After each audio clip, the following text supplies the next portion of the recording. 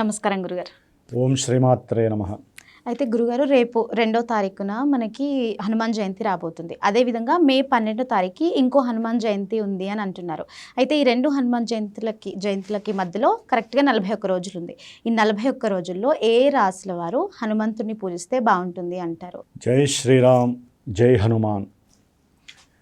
అమ్మ, ముఖ్యంగా ఇక్కడ కాలచక్రం ప్రకారం చూస్తే అంతరిక్షంలో మనకి మీనరాశిలో ఏర్పడుతున్నటువంటి కుజగ్రహము మరియు శనిగ్రహము, ఈ రెండు కూడా పాపగ్రహాలు.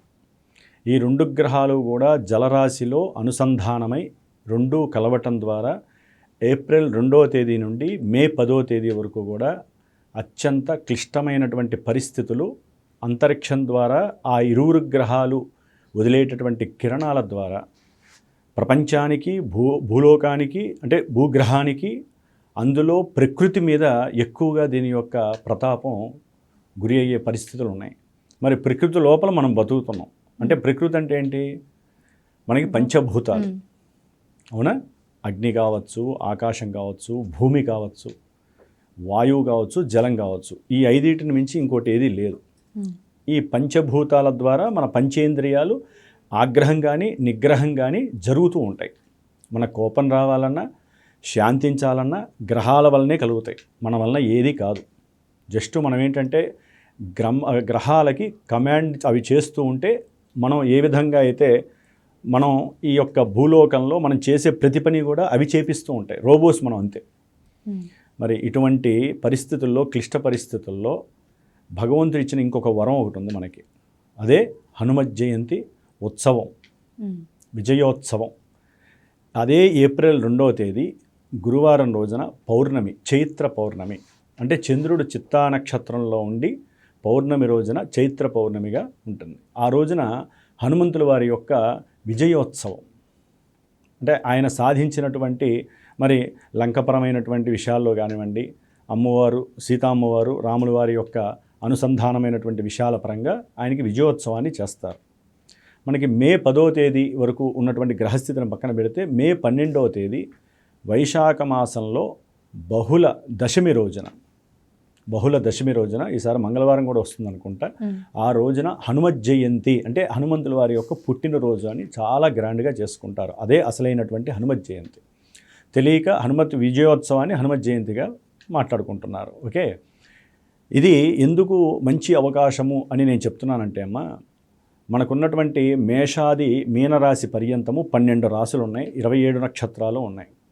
వాటిల్లోనే కోటీశ్వరుడైనా బిచ్చగాడైనా సరే ఆ నక్షత్రాలు ఆ రాశుల్లోనే తిరుగుతాం మనం. ఆ రాశుల నుంచి వచ్చేటటువంటి గ్రహకిరణాలే మనల్ని కమాండ్ చేస్తూ ఉంటాయి. అది రకరకాలుగా. వాటిల్లో ముఖ్యంగా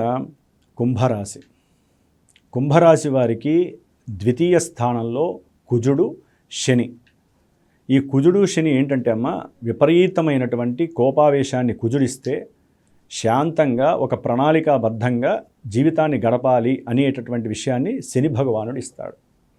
మరి వీరిరువురికి ఒకరికొకరికి పడదు, బద్ధ శత్రువులు. మరి అలాంటిది ఈ కుజశనుల యొక్క యుతి ఎలా ఉంటుందంటే అమ్మ, ఆల్రెడీ మనం ప్రపంచంలో చాలా చూస్తున్నాం. వాయువుతో కూడినటువంటి ఎన్నో మిసైల్స్, ఎంతో ప్రపంచాన్ని వణికించేటటువంటి యుద్ధాలు. ఆ యుద్ధాలన్నిటికీ కారణమే కుజుడు. ఇప్పటిదాకా రాహుతో కలిసి వాయుతత్వపు రాశిలో ఉన్నాడు, ఇప్పుడు జలతత్వపు రాశిలోకి వస్తున్నాడు శనితో కలిసి. అంటే ఈ యొక్క క్రూడాయిల్స్ కానీ వాటికి సంబంధించినటువంటి విషయాల మీద మొత్తం ఈ కుజశనుల యొక్క ప్రభావం ఉంటుంది. అంటే ఇది కూడా ఎందుకు చెప్తున్నానంటే, ఈ రాశుల్లో పనిచేసేటటువంటి వాళ్ళు దాంట్లో కూడా ఉంటారుగా. ఎవరో ఒకళ్ళు మన ఛానల్ ద్వారా వింటే వాళ్ళు జాగ్రత్త పడతారు. ఇది హనుమంతుడికి ఎందుకు లింక్ అయిందంటే అమ్మ, ముఖ్యంగా ఈ యొక్క కుంభరాశి వారికి ద్వితీయంలో ఉన్నటువంటి కుజుడు, శని, వీరు ఆర్థికపరమైనటువంటి విషయాల యందు, కుటుంబపరమైనటువంటి విషయాల యందు ఎన్నో ఇబ్బందుల్ని కలుగజేస్తారు.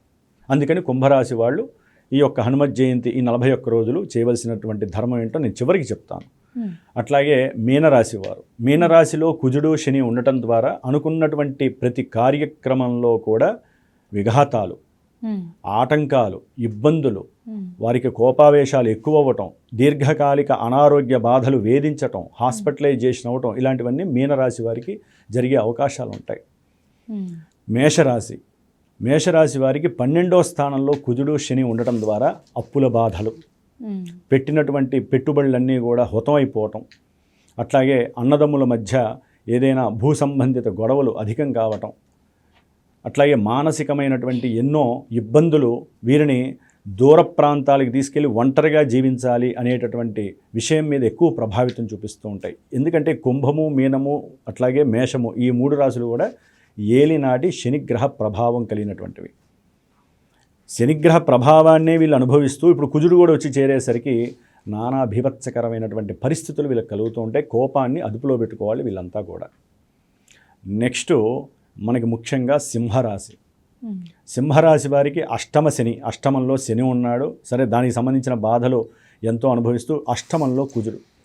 ఈ కుజుడు అష్టమంలోకి రాగానే ఏప్రిల్ 2వ తేదీ నుండి ఆ 40 రోజుల్లో వీరికి ఎన్నో రకాలైనటువంటి మృత్యుగండాలు కలగడానికి అవకాశాలు ఉంటాయి.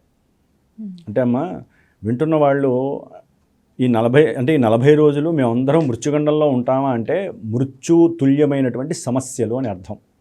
మృత్యు అనగానే భయపడేంత పరిస్థితులు కాదు. జాతకంలో ఎవరికైనా దశలు అంతర్దశలు మారకాన్ని కలుగజేస్తే మృత్యు వస్తుందే కానీ మృత్యు సంబంధిత దోషాలు చాలా వస్తాయి. అంటే వాహనపరమైనటువంటి ఇబ్బందులు కావచ్చు, అట్లాగే విద్యార్థులకైతే విద్యలో ఆటంకాలు కలగచ్చు, ముఖ్యంగా తల్లిగారి యొక్క ఆరోగ్యం పతనం అవ్వచ్చు. ఇట్లా మనకి మల్టీవేరియస్ సిచ్యువేషన్స్ ఆపరేట్ అవుతూ ఉంటాయమ్మ.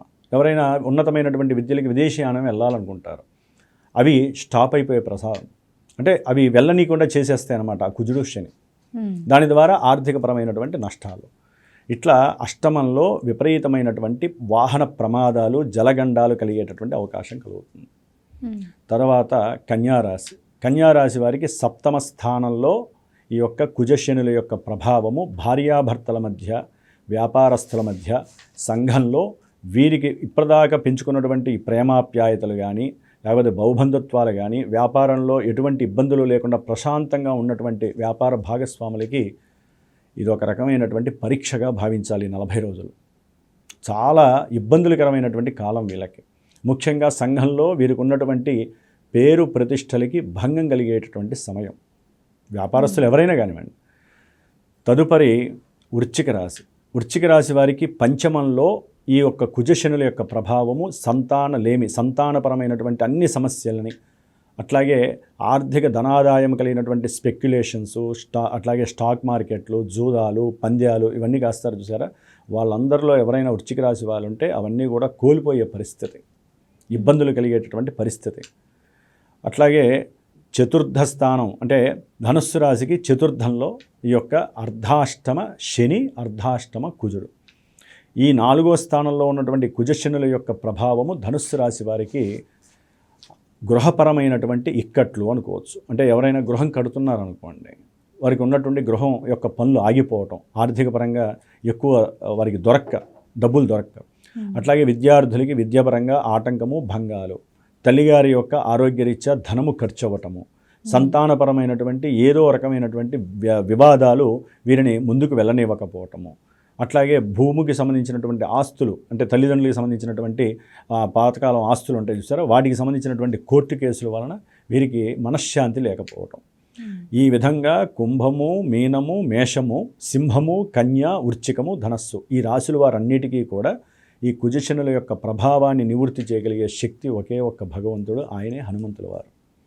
ఎందుకంటే కుజుడు యొక్క ఆవేశాన్ని నివృత్తి చేస్తాడు. శని వలన కలిగేటటువంటి ఆపదలు, ఆటంకాలన్నీ కూడా నివృత్తి చేసే శక్తి ఏలినాటి అష్టమ, అర్ధాష్టమ, కంటక, వేధా, శని దోషం ఉన్నటువంటి ఈ రాశుల వారందరూ కూడా హనుమంతుల వారిని 40 రోజులు తృప్తిగా ఎవరైతే ఆరాధిస్తారో ఈ సంవత్సరం పాటు కూడా ఎవరికైతే శని ప్రభావం ఉందో ఆ ప్రభావాన్ని తగ్గించే శక్తి ఈ యొక్క 40 రోజుల్లో ఉందన్నమాట.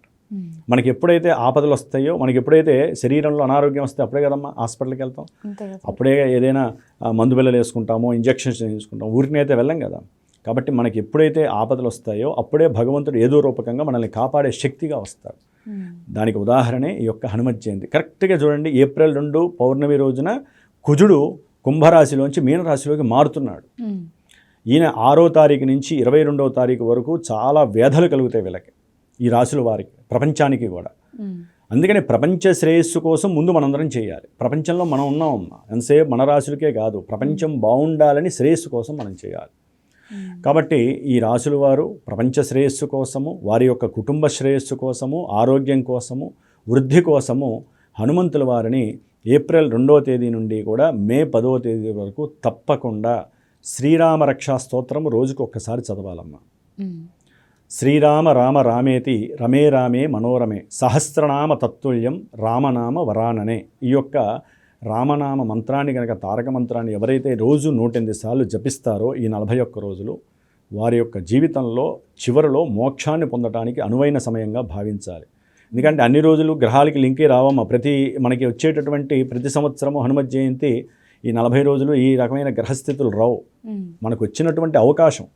జాతకంలో కూడా ఎవరికైనా కుజమహర్దశలు, శని మహర్దశలు, అంతర్దశలు జరుగుతున్న వాళ్ళు విశేషించి చేసుకుంటే ఇంకా పుణ్యం కలుగుతుంది. పుణ్యం అంటే ఏంటి? సమస్యలు తొలగిపోవటం, దాని ద్వారా మంచి పుణ్యం కలగటం, లాభాలు కలగటం. ఇది అయిపోయిన తర్వాత హనుమాన్ చాలీసా రోజుకి 11 సార్లు ఎవరైతే ఈ 41 రోజులు చదువుతారో, 11 సార్లు అంటే చాలా ఈజీ అమ్మ. ఇష్టం ఉండాలి. హనుమంతుడు పేరు వింటేనే అందరం ఇష్టపడతాం. చదవాలంటే ఎంత ఆనందంగా ఉంటుంది హనుమాన్ చాలీసా. కాబట్టి శ్రీరామ రక్షా స్తోత్రము, శ్రీరామనామ మంత్రాన్ని 108 సార్లు, హనుమాన్ చాలీసా 11 సార్లు చదివి ఎవరైతే గనక హనుమంతుల వారికి ఈ మధ్యలో వచ్చేటటువంటి మంగళవారము, శనివారము తమలపాకుల మీద శ్రీరామ అని రాసి ఆయన మెడలో ధరింపజేసి చక్కగా ఆ స్వామివారి యొక్క అష్టోత్తరంతో, సింధూరంతో ఎవరైతే అర్చన చేయిస్తారో, ఆ సింధూరాన్ని ఎవరైతే 41 రోజులు పెట్టుకుంటారో వారికి విశేషమైనటువంటి భోగభాగ్యాలు కలుగుతాయి. ఆపదలన్నీ కూడా తీరిపోతాయి. ముఖ్యంగా కుజశనులు, శత్రుబాధలు, రోగబాధలు, రుణబాధలు ఈ మూడింటిని పుష్కలంగా ఇచ్చే గ్రహాలు. దీర్ఘకాలిక అనారోగ్య బాధల్ని ఇచ్చే గ్రహాలు వీరే. మంచిగా ఉన్నటువంటి గృహాన్ని కూడా అస్తవ్యస్తం చేయగలిగేటటువంటి స్టామినా ఉన్న గ్రహాలు. అందుకని వీళ్ళిద్దరిని కంట్రోల్ చేయగలిగేది స్వామివారు. కాబట్టి ఆయన్ని వదలకుండా ఈ 40 రోజులు చేయండి. అట్లాగే ఇంకొక చిన్న విషయం కూడా చెప్పాలమ్మా. ఈ 40 రోజులు ప్రత్యేకించి మా యొక్క శ్రీమాత జ్యోతిషాలయ పీఠంలో నేను ఈ 41 రోజులు ఏప్రిల్ 2వ తేదీ నుంచి మే 11 వరకు కూడా ప్రత్యేకించి కుజశనుల యొక్క జపాన్ని ఆచరిస్తూ వాటి యొక్క సంఖ్య ఉంటుందమ్మా. 7,000 సార్లు, 19,000 సార్లు సంఖ్య ఉంటుంది. ఈ 41 రోజుల్లో ఆ సంఖ్య పూర్తి చేసి ఈ హనుమంతుల వారికి మన్యు సూక్త జపము అని ఉంటుంది. మన్యు సూక్త జప పారాయణం చాలా విశేషమైనటువంటి శక్తినిస్తుంది. అది మనకేమో శత్రువుల్ని, అనారోగ్య బాధల్ని నివృత్తి చేస్తుంది మన్యు సూక్త జప పారాయణం. హనుమంతుల వారికి శక్తినిస్తుంది. అది చేస్తూ హనుమాన్ చాలీసా చేస్తూ సీతారామచంద్రుల వారి యొక్క అష్టోత్తరాలతో పూజ చేస్తూ 41 రోజులు ఎవరైతే ఇబ్బందులు పడుతున్నారో, ఇందాక నేను చెప్పినట్లుగా అది ఆర్థిక పరంగా కానీ, విద్యాపరంగా కానీ, దీర్ఘకాలిక అనారోగ్యాల పరంగా కానీ, ఈ కోర్టు కేసులు కానీ, భార్యాభర్తల యొక్క ఎడబాటు వలన కానీ ఎవరైతే ఇబ్బందులు పడుతున్నారో ఈ 40 రోజులు ఈ రాశుల వారు కనుక ఎవరైతే సంప్రదిస్తారో ప్రత్యేకించి వారి మీద చేసి మే 12వ తేదీన హనుమత్ జయంతి రోజున నవగ్రహ హోమము, నక్షత్ర హోమము, అట్లాగే మృత్యుంజయ హోమంతో పాటుగా, పాశుపత హోమంతో పాటుగా, ఎందుకంటే వీళ్ళందరికీ మృత్యుతుల్యమైనటువంటి సమస్యలను ఇందాక చెప్పాను కదా, ఆ సమస్యలు నెరవేరడానికి మృత్యుంజయ, పాశుపత రుద్రహోమంతో పాటుగా సీతారామ అష్టోత్తర హోమము, హనుమంతుడి యొక్క సహస్రనామ హోమము చేస్తున్నాం అన్నమాట. కాబట్టి ప్రత్యేకించి మీరు చేస్తూ ఎవరైనా చేయించుకోదలిచినటువంటి ఉద్దేశం ఉన్నవాళ్ళు పీఠానికి ఫోన్ చేయగలిగితే నా వంతు మంత్ర సహకారాన్ని హోమం ద్వారా మీకు భస్మాన్ని పంపించి ఆ భస్మాన్ని ఎవరైతే ఒక 48 రోజులు ధరిస్తారో వారు అనుకున్నటువంటి సంకల్ప సిద్ధి నెరవేరుతుంది. ఎందుకంటే వారు కూడా చేస్తుంటారు కదా, పర్సనల్గా వారు చేసిన శక్తి ఒక గురువు ద్వారా, మంత్రోపదేశం ద్వారా, మంత్రం ద్వారా వారు చేసినటువంటి శక్తి వీరికి ఎప్పుడైతే నుదుటి భాగాన ఆ భస్మాన్ని పెట్టుకుంటారో మంచి విశేషమైనటువంటి శక్తి లభిస్తుంది. కాబట్టి ఈ విధంగా ఈ హనుమత్ జయంతి యొక్క 41 రోజుల విశిష్టత ఇంత గొప్పతనంగా, అటు విజయోత్సవము ఇటు జయంతి మధ్య భాగంలో మన యొక్క కొంతమంది రాశుల వారికి భగవంతుడు ఇచ్చినటువంటి దివ్య వరప్రసాదంగా భావించి మీరు కూడా తప్పకుండా చేయాలని నేను ఆశీర్వదిస్తున్నాను.